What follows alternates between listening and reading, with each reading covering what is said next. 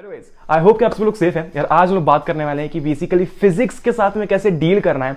और ये जो हमको लगते हैं ना भैया न्यूमेरिकल्स मुझसे सॉल्व नहीं हो रहे हैं, बहुत ज्यादा स्ट्रेस हो रहा है यार, ये न्यूमेरिकल मुझसे सॉल्व ही नहीं हो रहा है, इसका अप्रोच क्या है, इसको सॉल्व कैसे करना है, ये मुझे समझ में ही नहीं आ रहा है। आज इस वीडियो में हम लोग वही बात करने वाले हैं कि बेसिकली फिजिक्स को टैकल कैसे करना है और कैसे बिल्कुल आसानी से स्ट्रैटेजिकली हम लोग क्लास 10 में फिजिक्स के साथ में डील कर सकते हैं। इसी के साथ साथ वीडियो के अंदर दो सरप्राइजेस हैं। एक जो है बेसिकली मैंने वीडियो के अंदर लेक्चर की जो डेट्स है वो अनाउंस कर दिया, और दूसरा एक छोटा सा सरप्राइज है, बहुत ग्रैंड नहीं है लेकिन काफी यूजफुल है। तो अगेन वीडियो को आखिर तक देखना बिल्कुल से मत भूलना। बिना किसी देरी के स्टार्ट करते हैं।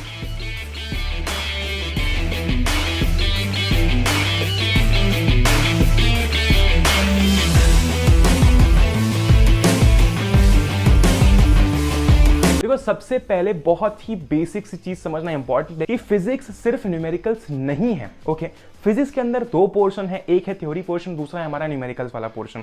थ्योरी पोर्शन भी काफी ज्यादा है, तो अगर तुम्हें लगता है कि तुमसे बिल्कुल भी न्यूमेरिकल्स नहीं हो रहा है तो एक चीज समझो कि यार फिजिक्स के अंदर थ्योरी पोर्शन भी है। अब हम लोग बात करते हैं कि बेसिकली न्यूमेरिकल्स को टैकल कैसे करना है। थ्योरी पोर्शन का मैंने थोड़ा सा आगे बताया। ओके, देखो सबसे पहली और सबसे इंपॉर्टेंट चीज ये है कि हमको ध्यान में रखने हैं कन्वर्जन्स। अब बेसिकली कन्वर्जन क्या है, देखो एक बहुत ही बेसिक से एग्जांपल देता हूं। मान लो कि तुम गए यूएस है, ठीक है, वहां पर तुम्हारे पास डॉलर्स नहीं है, तुम्हारे पास सिर्फ रुपीज है, इंडियन रुपीज है। क्या वो करेंसी वहां पर चलेगी? नहीं चलेगी। आंसर इज नो, क्योंकि वहां पर कौन सी करेंसी चाहिए?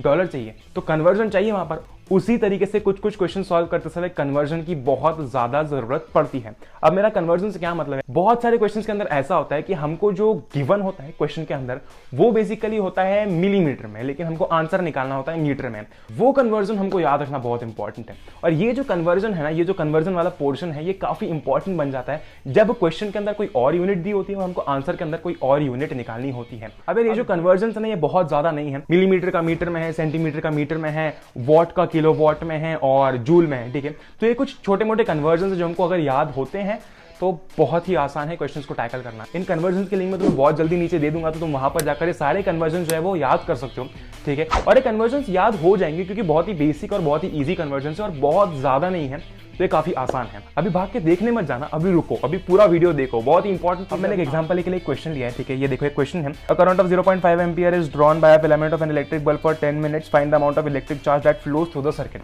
ठीक है। ये हमारा कंप्लीट क्वेश्चन है। इसके अंदर जो फालतू की बात है वो उससे हमको मतलब नहीं है। करंट ऑफ 0.5 एम्पीयर, यानी कि जो हमारी करंट की वैल्यू है वो है 0.5 एम्पीयर। हमारे लिए डेटा है, हमारे लिए बहुत इंपॉर्टेंट है, हमने बाहर निकाल के गिवन में रख दिया, ठीक है। By filament of an electric bulb, कोई मतलब नहीं है, फॉर 10 मिनट्स, टाइम कितना दिया हुआ है? 10 मिनट्स। आया है, डेटा है हमारे, निकाल के रख दिया साइड में, गिवन में निकाल के रख दिया।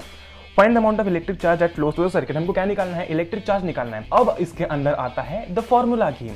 फॉर्मूला गेम क्या कहता है? फॉर्मूला गेम ये कहता है कि जितने भी क्वेश्चंस आपके आते हैं फिजिक्स के अंदर, उसके अंदर मैक्सिमम क्वेश्चंस के अंदर डायरेक्ट फॉर्मूलाज लगते हैं और सीधा का सीधा आपको वैल्यूज पुट करनी होती है। तो अब आएगा अंदर हमारा फॉर्मूला गेम। अब इसके बाद याद करो कि यार इस क्वेश्चन में कौन सा फॉर्मूला लग सकता है। अभी शायद तुमने पढ़ना स्टार्ट नहीं किया होगा तो तुम्हें पता नहीं होगा, लेकिन जब तुम पढ़ना स्टार्ट करोगे तो तुम्हें पता होगा कि कौन से क्वेश्चन के अंदर कौन से फॉर्मूलाज लगते हैं। वो तब पता होगा जब तुम सारे के सारे फॉर्मूलाज याद करोगे। तो सेकंड सीख हमें इससे क्या मिलती है, हमें सारे के सारे फॉर्मूलाज बिना किसी हिचकिचाहट के याद करके रखने हैं, मतलब रखने हैं, क्योंकि डायरेक्ट जो है वो वैल्यूज उठा के क्वेश्चन के अंदर डालनी होती है, उस फॉर्मूला के अंदर डालनी होती है। तो अगर फॉर्मूला तुम्हें याद है, तुम्हारा आधा क्वेश्चन ऐसे ही सॉल्व हो जाएगा, क्योंकि तुम्हें पता है यार कि कौन सी वैल्यू कहां पर पुट करनी है। और अगर तुम्हारा फाइनल आंसर नहीं भी आता है, स्टार्टिंग में अगर तुम्हारा फाइनल आंसर नहीं भी आता तो पैनिक होने की कोई भी जरूरत नहीं है। तुम्हें फॉर्मूला अप्लाई करना आना चाहिए और उस क्वेश्चन को फाइनल आंसर तक ले जाना आना चाहिए। वो बीच की स्टेप बहुत इंपॉर्टेंट है, फाइनल आंसर धीरे धीरे आने लग जाएगा। अब इस क्वेश्चन के अंदर हमको करंट दिया हुआ था, हमको टाइम दिया हुआ था, हमको निकालना था चार्ज। अब एक फॉर्मूला होता है I is equals to Q by T, जिसके अंदर I होता है करंट, Q होता है चार्ज और T होता है टाइम। इस क्वेश्चन के अंदर हमको करंट दिया हुआ था, हमको टाइम दिया हुआ था, हमको चार्ज निकालना था। ये बेसिक है, बहुत बेसिक मैथ्स है। वैल्यूज पुट करेंगे और उसके थ्रू चार्ज की वैल्यू निकाल लेंगे बाहर। इसमें दिमाग लगाने वाली बात है क्या? ऐसे ही क्वेश्चन है सारे, सभी क्वेश्चंस के साथ में हमको ऐसे ही डील करना है। सारे क्वेश्चन के अंदर बेसिकली फॉर्मूला लग जाएंगे सीधा का सीधा, बस वैल्यू पुट करनी है। और अगर कहीं कन्वर्जन लग रहा है, वो कन्वर्जन कैसे हमको पता चलेगा? वो प्रैक्टिस से पता चलेगा। वो कंप्लीट लिंक मैं तुम्हें नीचे दे दूंगा कि तुम कैसे कन्वर्जन याद कर सकते हो, कैसे फॉर्मूला याद कर सकते हो। उसका ट्रस्ट मी बहुत ज्यादा आसान है क्वेश्चन के साथ में डील करना।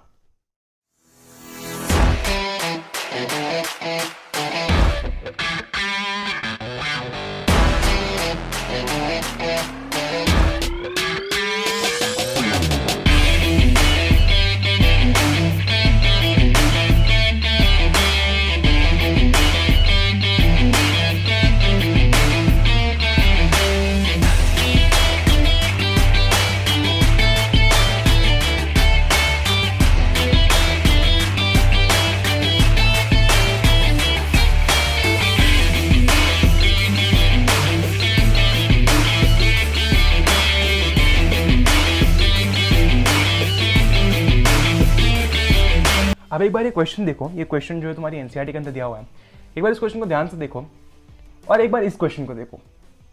क्या तुम्हें दोनों क्वेश्चन सिमिलर लग रहे हैं? काफी सिमिलर लग रहे हैं, ऑलमोस्ट सेम है, एग्जैक्ट सेम क्वेश्चन है। ये आया था बोर्ड 2020 में, अभी इस साल जो पेपर हुआ था ना उसके अंदर आया था 5 मार्क्स में, सीधा का सीधा एनसीईआरटी से उठा के क्वेश्चन आ गया था। सोचो, तो इससे हमें क्या सीख मिलती है?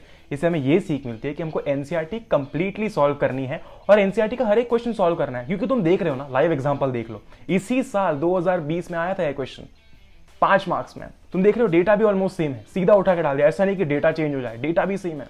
अगर हमने अभी तक देख लिया कि कन्वर्जन वाला पोर्शन जो होता है वो भी इंपॉर्टेंट होता है, क्योंकि भाई क्वेश्चन हमसे क्या मांगता है, क्वेश्चन हमें मीटर में आंसर मांग रहा है, हमारे पास में जो डेटा दिया हुआ है वो दिया हुआ है मिलीमीटर में, तो हमको मिलीमीटर को मीटर में कन्वर्ट तो करना पड़ेगा ना। दूसरी चीज है फॉर्मूला वाली, मैंने तुम्हें अभी एग्जांपल देकर बताया। तीसरी चीज है एनसीईआरटी, सीधा का सीधा क्वेश्चन उठ के आया था, 5 मार्क्स का क्वेश्चन था ये, जो पिछले साल अभी आया था 2020 में। तो इससे हमें ये सीख मिली कि भाई एनसीईआरटी बहुत इंपॉर्टेंट है। अगर तुम थ्योरी वाले पोर्शन को इग्नोर कर रहे हो तो ऐसा बिल्कुल भी मत करना, क्योंकि थ्योरी पोर्शन उतना इंपॉर्टेंट है और काफी ईजी है, काफी स्कोरिंग है, ठीक है। तो अगर तुम्हें कहीं लगता है कि मुझसे अभी फिलहाल के लिए न्यूमेरिकल्स बिल्कुल नहीं हो रहा है, मतलब कुछ भी नहीं हो रहा है मुझसे, तो पहले थ्योरी वाला पोर्शन करो, क्योंकि थ्योरी पोर्शन बहुत इंपॉर्टेंट है और बहुत आसान भी है।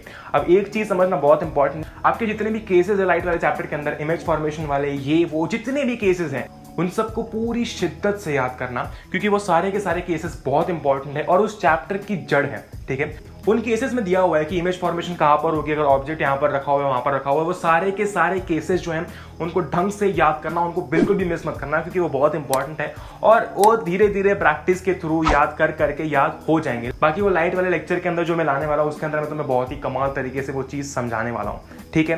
ये चीज हमारी क्लियर हो गई यार। इलेक्ट्रिक मोटर वाला एक पार्ट है, इलेक्ट्रिक मोटर वाला एक टॉपिक है। मतलब बहुत सारी बार हम लोग गलती क्या करते हैं कि ऐसे जो टॉपिक्स होते हैं जिसके अंदर हमको मैकेनिज्म बेसिकली वर्किंग बतानी होती है किसी भी डिवाइस के, फिर किसी भी चीज की, उसको कंप्लीटली याद करने बैठ जाएंगे कि ऐसा होगा फिर ऐसा होगा। नहीं यार, हमको वर्किंग बस ध्यान में रखने की, उस पर्टिकुलर डिवाइस की, उस पर्टिकुलर चीज की वर्किंग क्या है। अगर कोई कार रोड पर चल रही है तो मुझे कोई डेफिनेशन याद करनी पड़ेगी कि हाँ यार कार रोड पर चल रही है, तो मुझे वो बोलने के लिए कोई डेफिनेशन याद करनी पड़ेगी?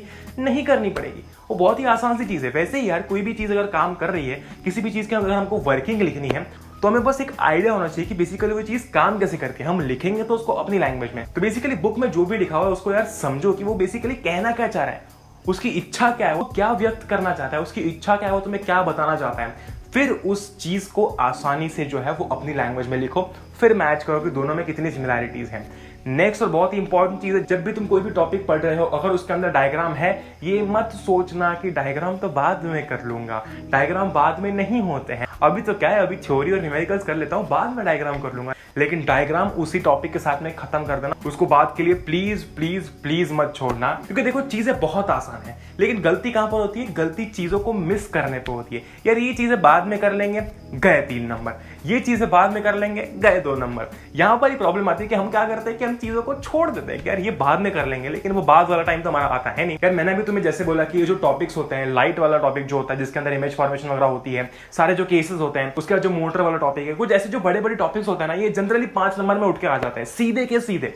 फ्री के नंबर है वो, हमारे लिए वो फ्री के नंबर है, तो हम फ्री के नंबर तो बिल्कुल जाने नहीं देंगे। बेसिकली ये थी कुछ चीजें जो कि हमको ध्यान में रखनी है।